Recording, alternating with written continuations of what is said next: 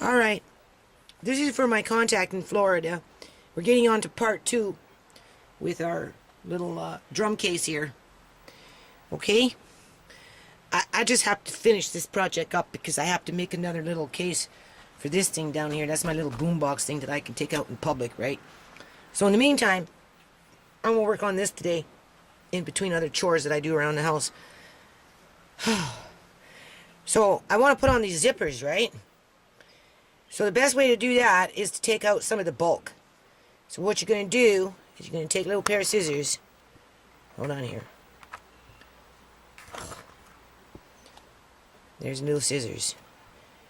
And, you know, for something like this, there's little seams here. So just snip the seam, right, as you go. You can see here I done it. See, it's open, open, open, open. And then you come along with those little scissors and you start taking off. That's almost a ½ inch, right? You can see. So that when you put your zipper on, what you're going to get is you're going to get more of a flush, you know, to put your zipper on. So I just wanted to point that out. So I'll be back. Okay, so as you can see, there's your seam. So it should be easier now to put the zipper in. And even when things get difficult, just remember, one of your best friends is the pick. Okay, members and friends, so I just realized I deleted a few videos from last night when I was making plum jam. So lucky for us, I have to do another batch in a couple of days from now. But in the meantime, we're working on this drum bag, which I'm going to actually take this video and its accompanying partner video, and I'm going to upload it to the Peeps Fashion website in addition to the New Nations Unity. Because if you look here, members and friends, kind of looks like a little couple of T-bars going on. Right? Got a little duo. So anyway, what I want to mention here is, you know, when in doubt, do some basting, right? So I'm just going to baste along the lines here just a little bit, just to hold this in place. So when I'm putting on the zippers, it's not going to move around too much. And I'm going to take it through, you know, through in here, so that, you know, I'm not poking holes through this, right? I'm just kind of basting it in here, right? Just to hold it in place. And then what I'm going to do is I'm just going to round off the corners slightly. As you can see, my friend in Florida, give yourself a seam line. And if you have to, if you're finding it still bulky, if you're using padding of any sort, right? Just trim off in here a little bit, right? But I'm going to just round these corners off. And I don't know how these zippers are going to work, but we'll find out. So, yeah, we got 2 videos going up on, well, we got this video with his sister video going up on 2 separate channels. Because I only have 2 channels, members and friends. Okay, so we'll be back. Okay, so we're going to do it from this angle. And what I'm doing here is I'm basing on this T-bar. We'll call it the T-bar bag. Okay, because it kind of look like a T-bar. So I'm basting this T-bar on this side of the lid, and then I'm also doing on this side to balance out the stress on the fabric, because I'm only doing along the outline of the design. So I just, oftentimes what I do, you grab both sides, you line it up to kind of where you want it, right? So otherwise it can move, right? So that's why I'm doing this side, so there's less movement as I'm basting it completely around, so that when it comes time to sew, I don't have to fuss with it moving. So you grab with the 2 fingers, these ones, right? And you grab and you see where, you can see where my needle is. And my 2 fingers kind of meet that point. And you go through, and if you look, I'll grab here, okay, and you'll see how it meets. Where's my thumb? Oh, it's not working. See, you can see the needle. There's the needle, and there's my thumb, and on this side, there's the needle, and there's my pointing finger. So the two fingers meet, and the needle, you just kind of go through and then catch it, and that's how you determine the right position of the alignment of the thread as you baste. Now, sometimes this stuff is hard, right? Like, especially when you're getting into padding and whatnot. So this is my little trick. I use my nail, the tip of my nail, and I go underneath the needle, well, over top I should say, and I push with my nail.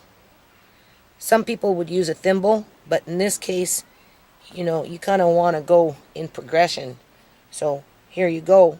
You move your two fingers to the next location to where you think you want it.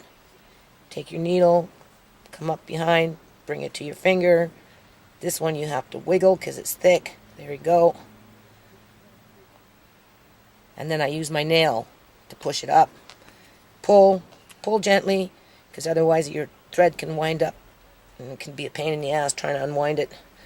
And then, you know, keep your uniform seams basically meeting as it's laying flat, right? And then, you know, keep with it.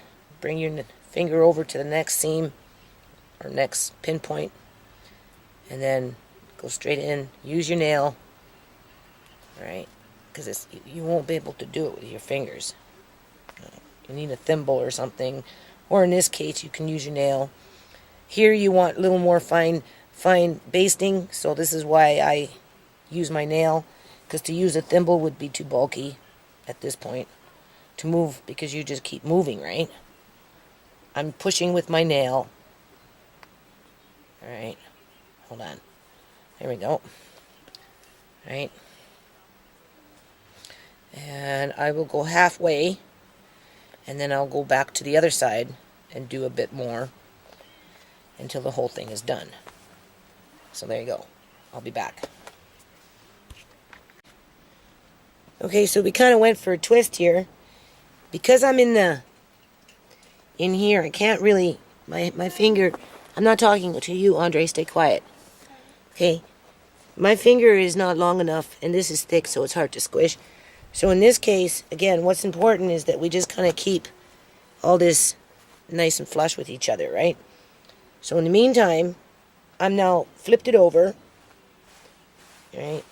And I'm doing it this way until I can get my hands and everything's still sore from those bee stings.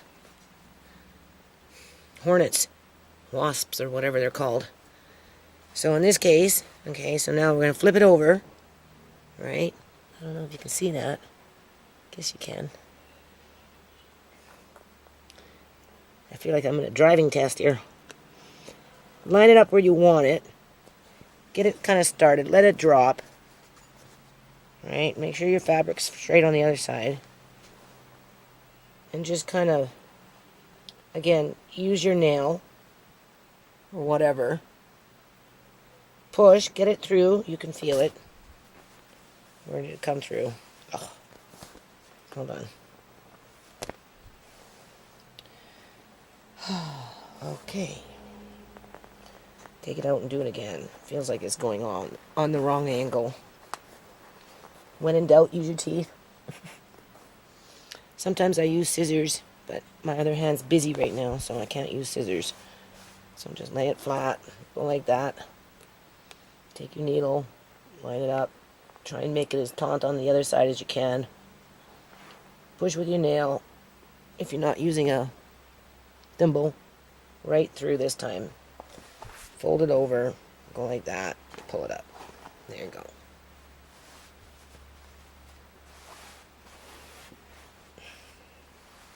And then, now, because here, you can grab now, right? So in that case, where are we? I would prefer to do it from the top. So you grab, again, bring your two fingers to the point. Make sure this is flush. You know, it's a good idea to check it every now and then. Right? And then, where are we? We're working with this needle, so bring your two fingers to the point. go underneath the fabric, find your finger, push. In this case, I'm using the table. I'm pushing the needle into the table, and then pull, and there you go. Now you can continue using your fingers, which is a little faster, right? But when you get into the center of something, and you can't, get your fingers to meet that point, well, you're going to have to flip it over and, make that detour, right? So that you can, right? Right now, see? Thumb, nail. Alright, this is how you baste. Find your point. Again, straighten your fabric. Find your 2 points with your fingers. Use your finger as the guide. Use the table. Push and pull. There you go. So hold on. Okay, so now what we're doing is we're sewing on the zipper.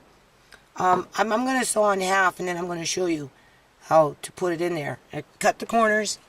You can baste if you want, but in this case, I'm not looking for anything too fancy here. It doesn't have to be perfect for me, right? So I'm just using a zipper foot, right? And I didn't baste it. If it looks like it's going to be a problem and I can't control the zipper as it's going down the fabric, then I'll stop and I'll baste it. But for now, I don't think I need to. I'm fairly experienced sewer, so, it should be no problem. Hold on. Okay, so I don't know how well these are going to work in terms of, it's not like the camera is over. I have to do it from this angle. But as you can see, the zipper is now, hold on. See, there's a zipper. Can you see it? I have to put my hand on it. Alright? And what I've done is I've just sewn it to the top part of it. And because we basted it, everything's staying in place. Alright? So now what I'm going to do is I'm going to take the other half of the zipper and put it on the other side, and then I'm going to get onto the part where it attaches. But before I do that, I'll be sewing in this after, and I'll show you. Okay, members and friends, for as rusty as I am at sewing here, because I haven't sewn in years, trust me, I think I did pretty good with this zipper. It's lining up spot on over here, and it's lining up spot on over here. And for the members that are paying attention to learn how to sew, including my friend from Florida, I just wanted to point out that when you come to a corner, versus trying to put your pin this way, you want to ease it in, and that's what you do. The more ease you want in terms of it not moving around, the more pins you put. It's like if you were doing ruffles. And in this way, when you're coming along with your sewing machine foot, alright, it's not going to pucker up and buckle up. It's just going to pretty much stay in place, and you can use your pick to kind of move it around to get it nice and straight if that's what you're looking for. So, I just wanted to point that out. Hold on. Okay, I'm making a video, so stay quiet. Anyway, now that you've done that, and because we're at a corner here, right? Be quiet. What you're going to do is you're going to put little triangles in there, just around the corners, so that when it folds over, it's not going to be all bulky in here. Oops, sorry. It's not going to be all bulky. So you have to trim these corners, and then after you've done trimming them, then you're going to come along, and you're going to fold this in, you can fold that over, and then you're going to stitch over top of that, and hopefully we'll catch that, and you'll have the lid made, and then it goes on to the body of the box. So hold on.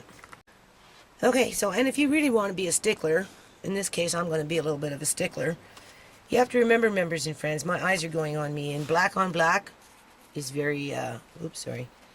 You know, it's hard enough to see black on black stitch anyway, as it is. But when you turn it over, you can see, because it's there's only so much room in there, right? And I'm sewing with sore hands and sore arms because I got stung by a bee, right? A couple days ago. Yes, not yesterday, but the day before. Here, this is for the corner. This is so when you roll it over, it kind of comes together so that it takes up the ease in there. And so what I'm going to do, oops, sorry. what I'm going to do is I'm going to obviously start my... See, I'm paying attention to my finger and not the camera. I have to, it's like 3D vision here you have to have. So anyway, maybe start here, go back and forth, the back stitch a couple times, and then go in here and reinforce this. Because over a period of time, as you're zipping over, as you're zipping your zipper, excuse me, and you're coming into these corners, that's a lot of stress being pulled on these seams. So I would stitch them over a couple times anyway, just to reinforce that. And while I'm at it, I'm going to take the point here and I'm going to go straight, and then I'll back stitch a little here, and same thing over here. I'll take it from here, back stitch, go there, straighten up the line, back stitch. That's not so bad. Maybe there. Whoops, sorry. There again. Right. Okay, hold on. Okay, so there you go. Yeah, stay quiet. So hold on. This is a one-hander here. So we're going to just straighten that up. Whoops. I need two hands to straighten it up.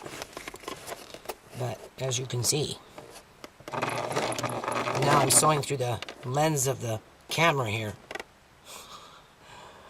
I don't have a third eye that I can actually see visually here.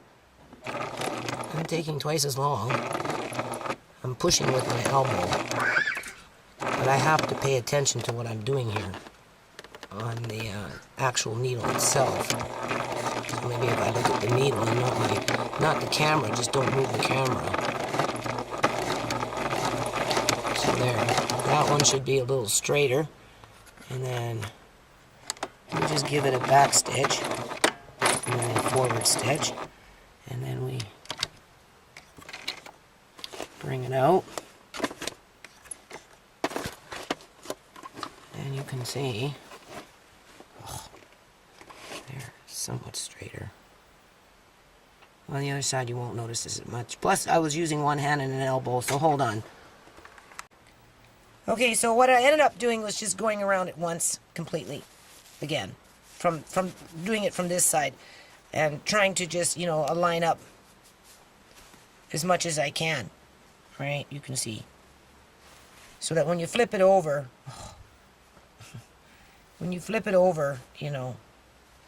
it's going to be a little more uniform. And now what we're going to do is we're going to do something here. Let me stop and let me have a smoke and think about this, people. Okay, so now we're coming to the end here where we're going to put this piece under in like this, right? But before we do that, you want to make sure that this foam is somewhat trimmed, right? It's about a 1/4 inch almost all the way around. There, I might take off a little more because it's already bulky in here, so I'll take off a little more in there. Seems to be okay. Seems to be okay. Okay, so now we're getting into, oops, I gotta turn this thing around so I can see basically what I'm doing.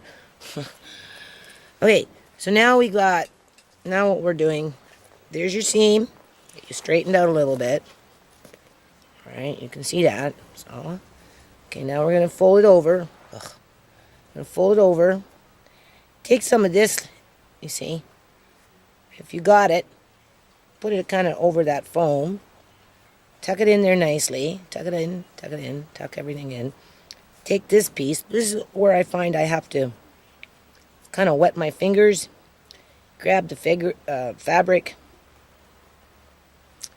Again, use your pointing finger and your thumb. Here you ease in the fabric. Try and straighten out as best as you can. Alright. Hang on to it. Pinch it. Take your needle and go this way. I'll show you. Alright. Better. This pin is not heavy enough. Hold on.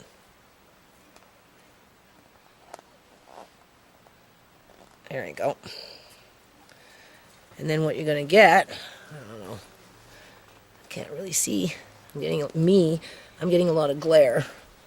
I don't know what the camera's getting here, but as you can see, one side, there's your seam forming. Ugh. There's your seam forming, and on the other side, there's your lining. And then after I've done that, go all the way around, you know, just fine tune it, and then I would probably recommend basting it. So hold on. Okay, just another little pointer here. So when you're going around your corners, you know, you can get pretty fickle. And maybe I shouldn't have cut so much of the zipper,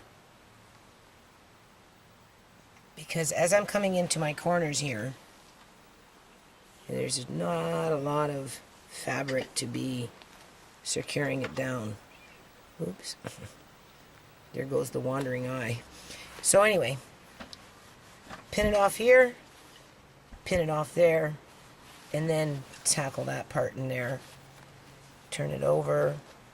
Try and just, you know, you kind of have to just ease everything in, right? Don't forget you got your big basting stitch in here, so nothing too much is moving except for in here. So you just kind of want to level it out as best as you can, straighten it out, right? Okay, so now we're getting into the final stages of the lid here. So as you can see, I basted it, right? You're going to poke yourself. And then we're going to sew it from the back first, because I'm hoping that I can get it right along the edges, because what happened was I'm a little shy on this, because by nature when I sew I only usually use about 1/4 of an inch on all my seams. Don't touch anything over there. Okay. So we're going to take it right to the edge, and I'm going to try and sew right on the thread, right to the edge. And then after I'm done that, all the way around, I'll flip it over, and then I'm going to take it from maybe about 5/8 of an inch from in there. So you'll see. Okay, so I was a little afraid of this. Can you see that? That's where I had the pins, right? But I'm doing a top stitch over this anyway. So we'll do one side for sure, like one stitch for sure, and then maybe we'll come along and do a second stitch. And this is what the back side looks like. You can see oops. Ugh. Hold on. I mean, again, it's not perfect, right? But I tried to bring it as close as I could to the edge. And that's partly because the inside seam is only very small, like 1/4 of an inch, if that. So I kind of had to do it like that. But now I'm going to top stitch it, so hold on. Okay, so now the top part of the lid is done. You can see the zipper is on. It's not on perfect, but it's on. So now we're going to take this piece and we're going to do the same thing with the other side of the zipper. But before I do that, I'm going to go get some food here.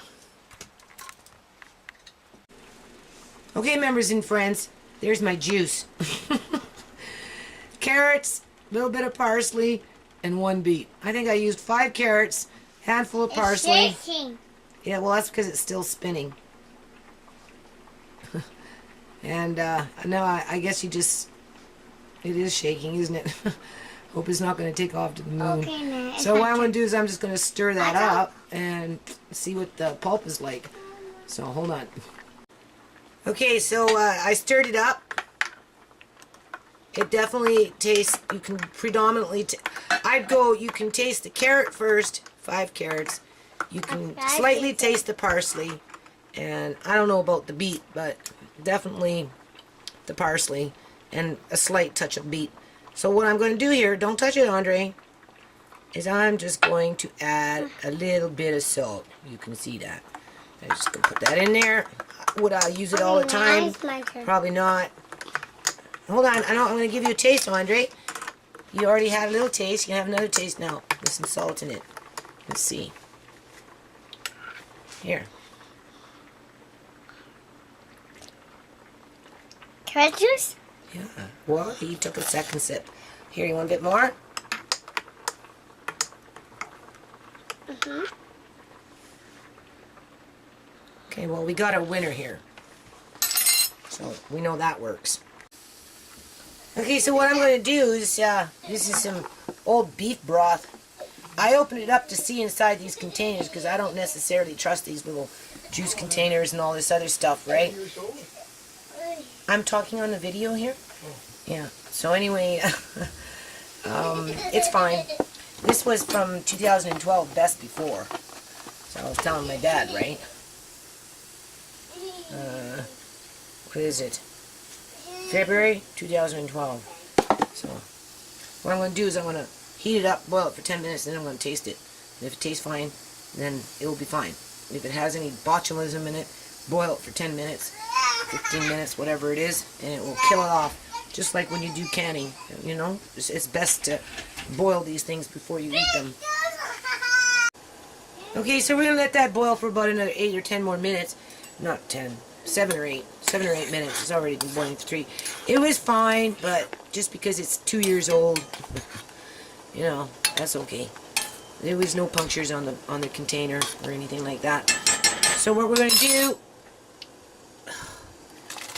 that's some corn I have and some onions. Right. So we're just going to make a little bit of a cream soup here because I'm a slave to my kitchen.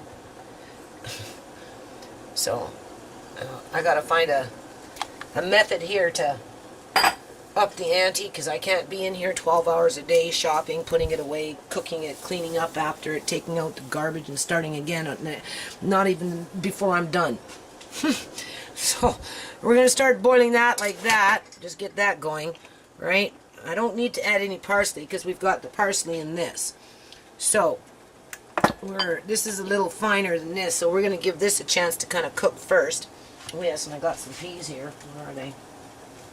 Anyway, got some peas around here. Got that boiling. And then there's some potatoes from my yard. I don't know what happened to the peas. Here they are. So, put the peas in there. Andre, what are you doing? Huh? Oh, you're eating kale chips? Good. That's good for you. He likes them. So that's a good thing. And then yesterday I deleted videos. Well, today, because I started sewing, right? And I was making jam, plum jam, and I had the video for that, but I accidentally deleted those. Plus, I dug up a few potatoes from my front there. So, anyway, we'll be back. Okay, so I've decided to give this to the cats because I don't really like the taste of it. I'm sure it's fine, but it's not what I'm looking for. I'm going to use this instead. This is a beef broth mixture that I like better. I'm talking. Okay, I like this better. So I'm going to use this instead for a little bit of flavoring because this is, you know, what I want. This is the stuff that tastes better. And then we're going to take this stuff, right, from the juicing, and we're going to put it in there and mix it all up and let it cook for a while. Just like that. Right? And then after I'm going to come in with some milk and cream, butter, and some flour. And I'm just going to make it a little more creamy. A couple potatoes after the fact, and a few lentils. So we'll be back. Okay, so dinner's over now. So here, this little square here was a little smaller than the lid. Whoops. So you're going to have to ease the zipper in. In other words, this has a bit of stretch to it. I can't pull it, but you stretch it in and then you pin it in so it fits flush. If you stretch it and then when you sew it, you give it a bit of a stretch. Okay, since this zipper was off a bit, as you can see, it's got puckers. Right? To fit it in. And this shiny stuff here looks like leather. It has a bit of stretch. So you're just going to hold it down. Right. And now my eyes are really doing a number on me.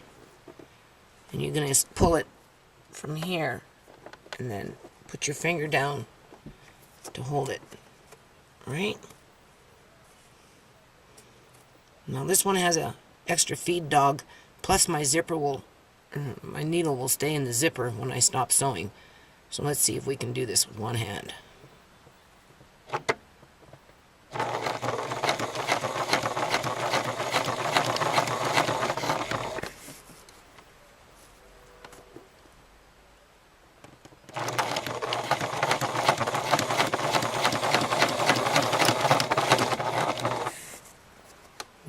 Pull it, hold it, and stretch it. Now I'm sewing from the lens of the camera, so I gotta stop here.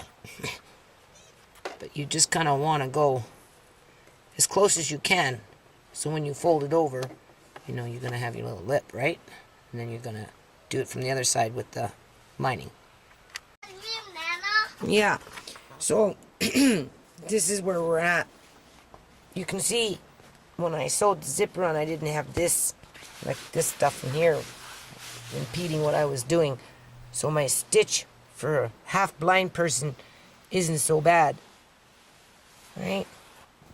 And then, because I eased in the zipper, you can see, fit. It's doing the job. So now I'm going to put the lining in. Okay, so what I've done now is I ended up cutting off a whole bunch more of this stuff. I gave myself an extra 1/4 inch. So that's actually almost at an inch now, really. That's about an inch. So anyway, because when I'm folding it under, that little bit that I had before, you know, just not enough. I'm going to have the same problems like I had with the lid. Where now I'll be able to fold it over quite a bit. Right, 1/2 inch.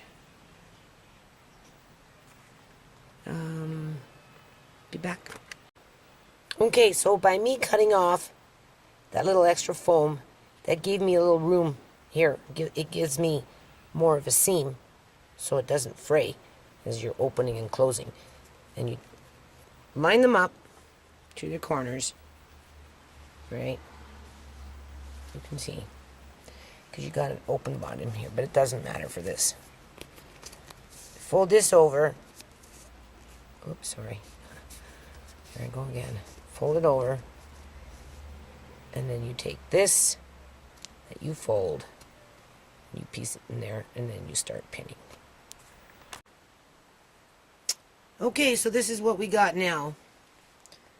This is the side of for the box, right? For the drum. So I don't know. I pinned it down here so that this foam kind of gets up in here, and I'm going to put a top stitch on this, right? So it doesn't move. But before I do that, I'm going to zip it on and see if it even fits. Okay, so this is where it gets real interesting now. It's pretty spot on in terms of fitting on there. Oops, sorry. It was my wandering hand with my wandering eye. So like I said, I think I'm going to do a little top stitch in here just to make it so this thing doesn't fall down, right? So I'll do something. And then I'm going to reinforce this here as well. I don't know. And then I have to put a piece underneath here. And a piece underneath here. And then I got to attach it onto the box. Camera. There we go. Okay, so as you can see, the box is a little big. But that's okay because, you know, maybe I can put some drum books or something in it, right, once it's done. You know, put a few books. You can see it's quite, that's almost like 2 inches in there. But whatever. So now it's going to get a little hard is I have to put that there before I attach the box to this part. So I don't know. This is too big. I'm going to have to trim it down. I already gave it a stitch here. You can see I did double stitch there. This is kind of maybe I'll glue something there, a little trim or something later. I don't know. I'll think about it. But for now, I guess I'm going to have to cut off. Oh, maybe I'll use this line as the seam line, and then I'll cut off about an inch or so all the way around.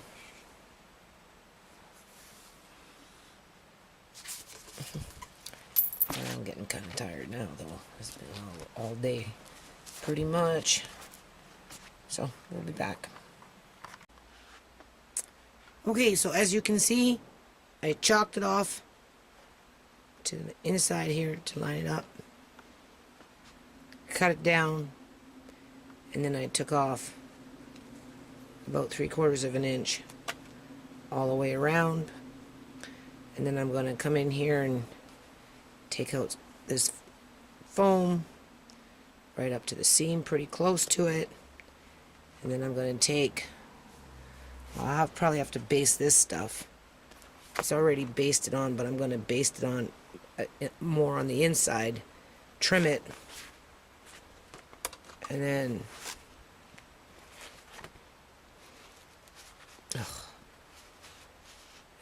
make it so it fits in there somehow.